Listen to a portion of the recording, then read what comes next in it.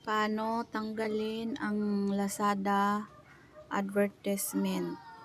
Punta ka sa setting, then hanapin mo yung Google,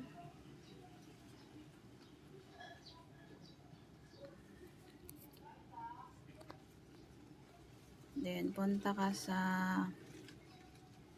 all services, click mo yung all services, hanapin mo yung ads,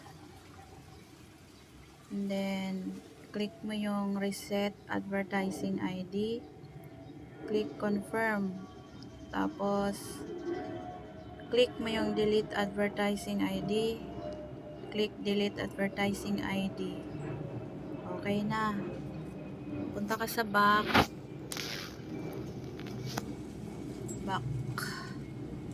punta ka sa Google account mo,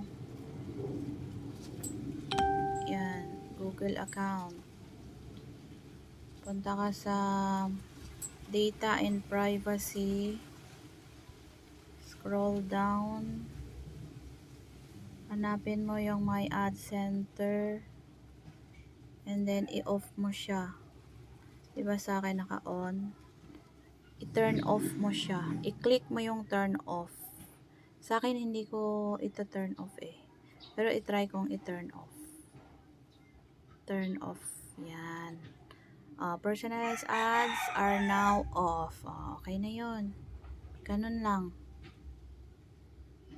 Pero paano ko siya i-on ulit? Mamaya na. Cut ko muna.